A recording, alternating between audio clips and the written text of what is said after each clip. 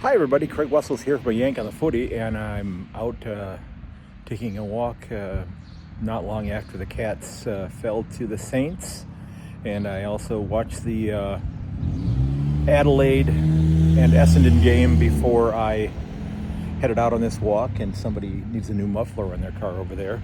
But I got to tell you, I'm not happy the Cats won, of course. I want to see them win every game. As many of you may know, that guy seriously needs a muffler. But I can't do more than tip my cap to St. Kilda today. They played a phenomenal game. They shut down the Cats for the bulk of the game. I mean, the Cats just looked... Is disinterested the right word? Because they seem to be that. I guess I have to ask the obvious question here right now.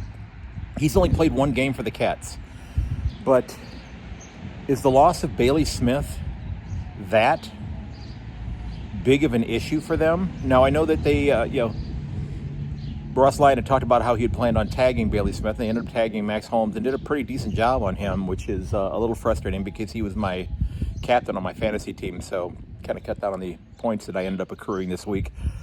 But, I mean, St. Kilda, watching a Ross Lyon team play in all the years that I've been following the game has been almost as exciting as watching paint dry.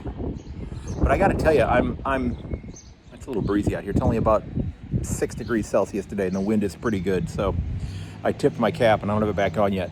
But I got to tell you, he's evolved a bit as a coach, and maybe it has to do with the players that he has on his club right now. But I was very impressed by them. And again, I probably fell into the same trap that a lot of people did, wondering, well, how are they going to score enough points with Max King on the sideline? But they're finding a way, and they are a fun team to watch. They are hard-nosed. They get after it. Would this have turned out differently had Tom Stewart not gone down early in the contest? Perhaps.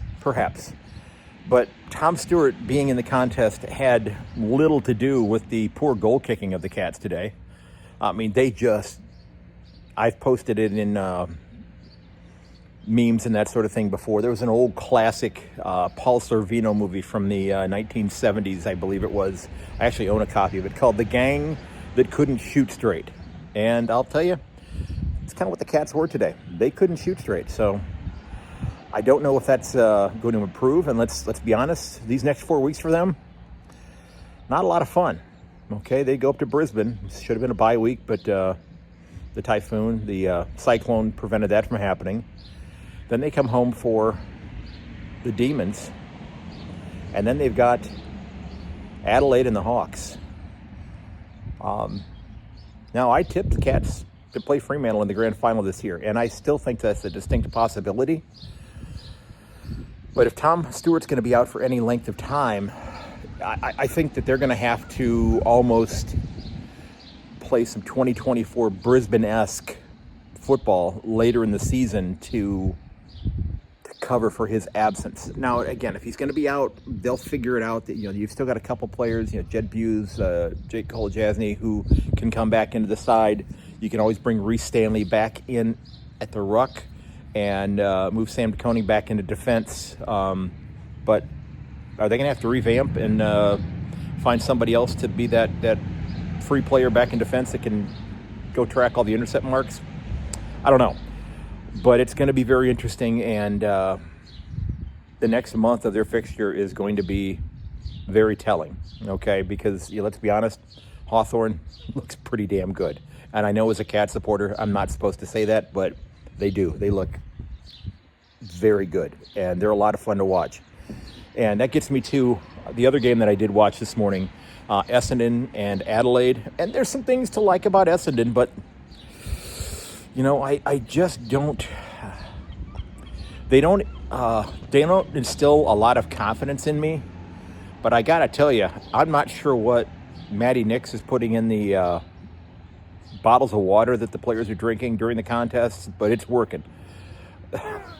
As fun as it is to watch St. Kilda now under a renewed Ross Lyon, Adelaide is a hell of a lot of fun to watch too. And I know my mate Mick Aussie, who got to see them beat St. Kilda last week, is, once I'm recording this, I believe he's somewhere over the Pacific Ocean on his way to Edmonton, heading home or back to Canada, leaving home, I guess technically, although Canada is his home. So he didn't get a chance to see this one live, but I hope he does get a chance to watch this one because I think he's going to be very impressed. And if you're a Crows supporter, you got to be thrilled about the way things are looking right now. And Port Adelaide, you got yourself back on the winning side.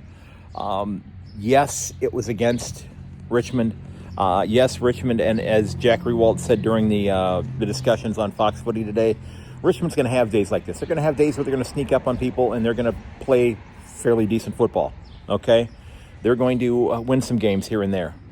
But they're also going to have games against sides who are better than they are, and they're going to take their lumps. And they certainly did take their lumps today. I've not looked to see who they've got coming up next, but it's going to be a fun season. I know it's only 2 rounds, so I'm not too terribly worried as of yet. It's a long season. There's still 21 games yet to be played for my club and for pretty much everybody else's club as well. So if your club's not where you want them to be, don't panic. Unless, I don't know, maybe if you're Essendon, you should panic a little bit because you've had a couple of clunkers. But we'll see what happens. Okay, it's gonna be a fun year, and I look forward to seeing where it takes us. Again, I was really looking forward to getting there this year to see a handful of games, but as I'd mentioned, that's going to get pushed back till next year. But I'm still stoked about 2025 and what it holds for the entire comp. So enjoy the rest of the weekend, folks. I'm really excited about North Melbourne and Melbourne tonight. I think I will stay up for that one. That starts at 20 after midnight. I think I'll stay up. And I did tip North Melbourne to win that one, but we shall see. And I did see the Braden Maynard offer. Pretty significant offer from North Melbourne to get him to cross over from Collingwood. And I don't know, for that kind of money, do you stay a Collingwood man your entire career, or do you chase the money? I don't know. Let me know what you think in the comments, all right? Cheers, everybody.